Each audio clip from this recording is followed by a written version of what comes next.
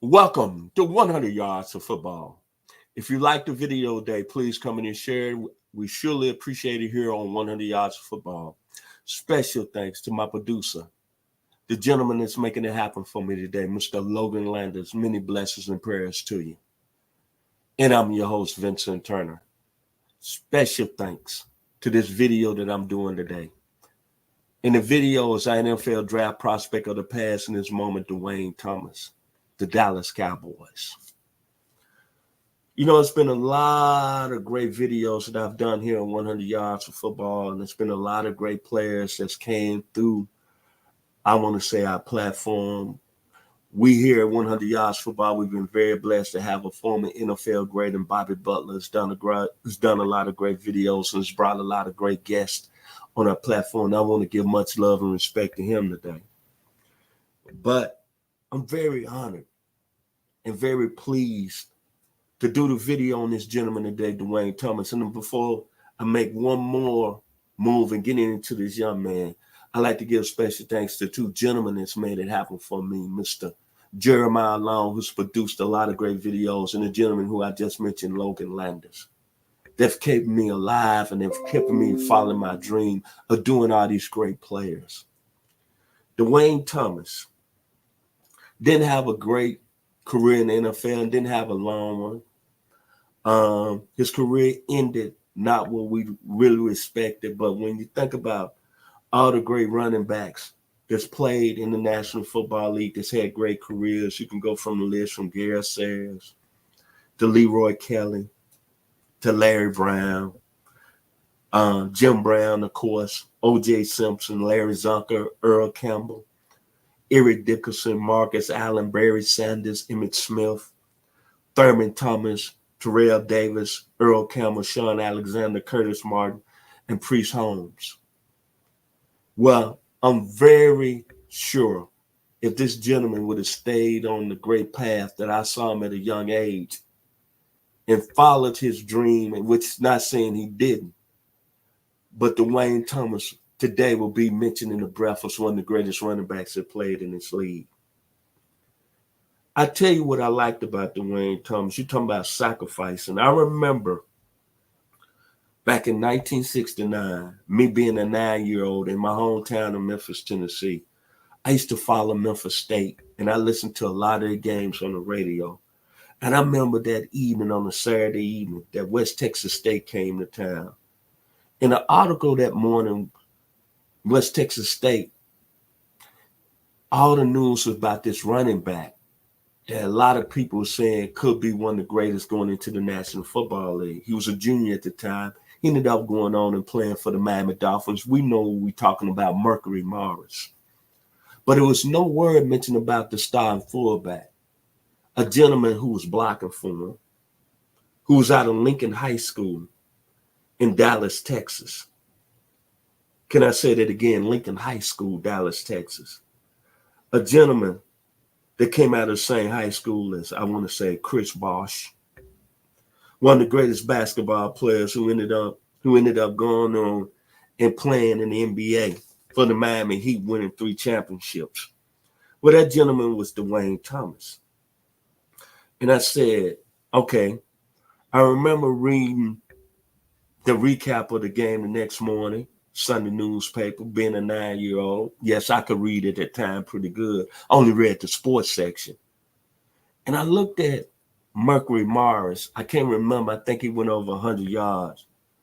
But there was a little tidbit in there that stated that the fullback played very well that night.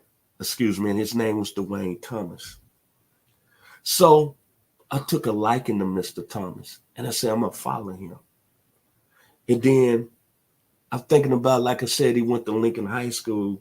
And at the time, they had a running back that was playing for the Dallas Texans that went to the Kansas City Chiefs named Albert Haynes. So I said, this gentleman from Dallas, Texas, drafted by his hometown, the Dallas Cowboys, 23rd overall in the 1970 draft. I said, to be the blocking fullback for a running back that everyone was already giving flowers to, being one of the greatest to come into the National Football League, I said, this gentleman got to be special. Then I liked Duane Thomas and I loved his personality. Because at the time, reason I loved his personality, one of his famous musicians that he followed, that he loved was Isaac Hayes.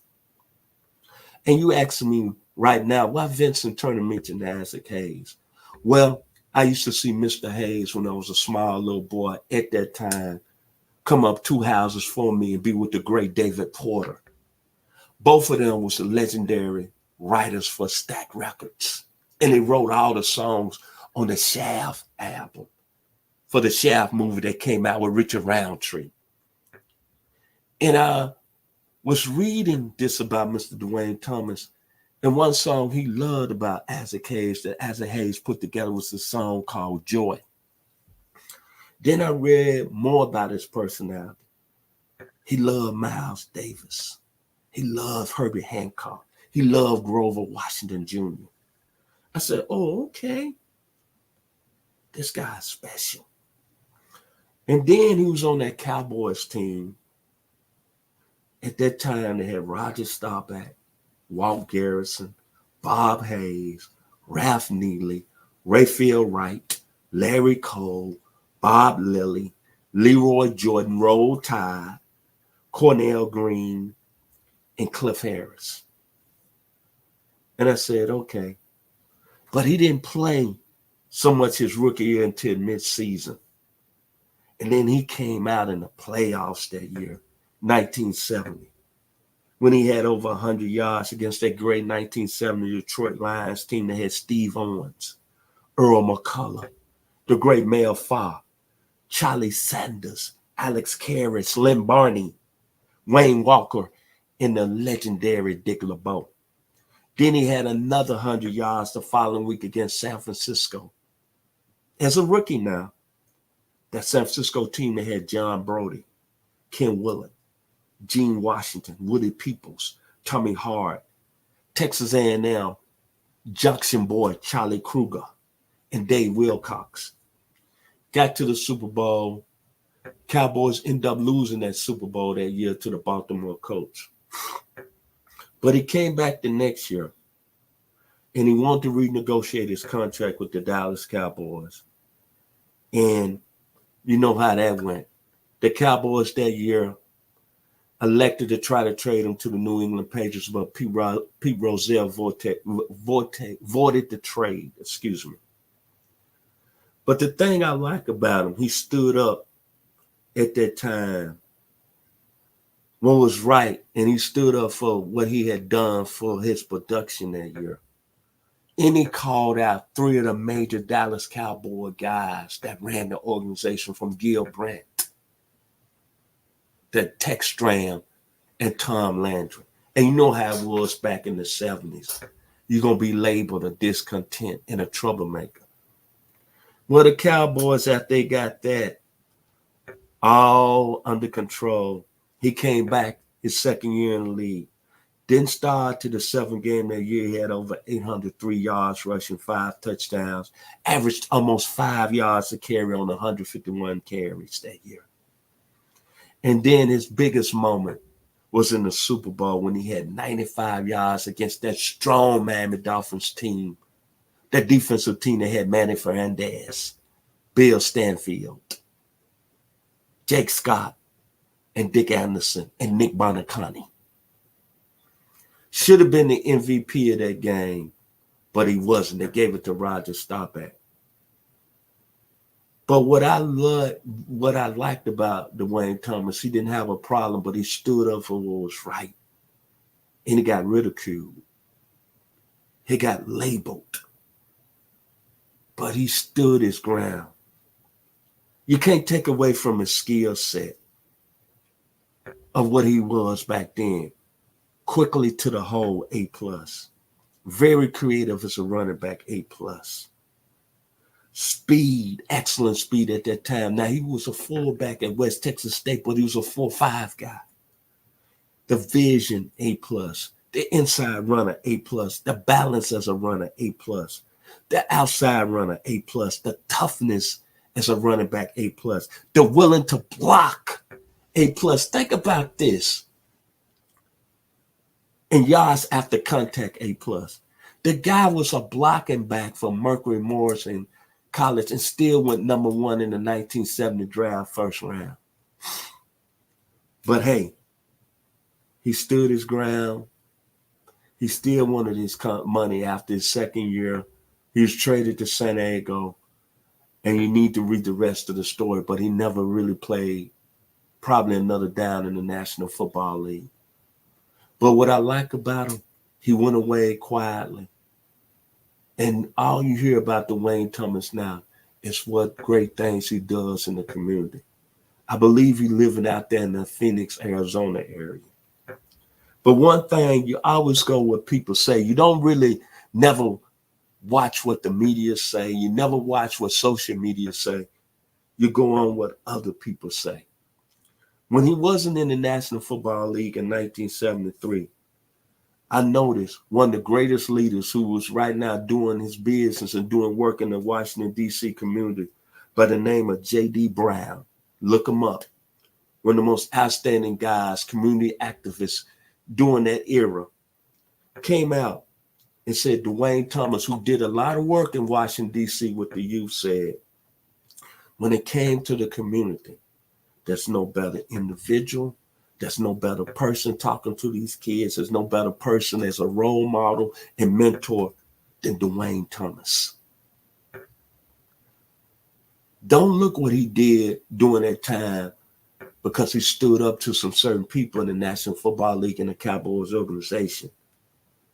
But think about the gentleman who could have been one of the greatest running backs of all time. And I tell you what, I used to love Duane Thomas. And it hurt my heart that he didn't get, I think, the proper respect and honor back during that time, and he had to leave the game. But I tell you what, in his little bitty career, he had over 2,038 yards, 38 receptions, 21 touchdowns. And he was the main reason that they defeated the Miami Dolphins to win Dallas' first Super Bowl when he had 95 yards rushing, 95 tough yards rushing. There's been no better running back with potential who could have made a mainstay in the National Football League than Duane Thomas. It's been an honor. It's been a pleasure to do a video on him today. Duane Thomas, one of the greatest Cowboys ever.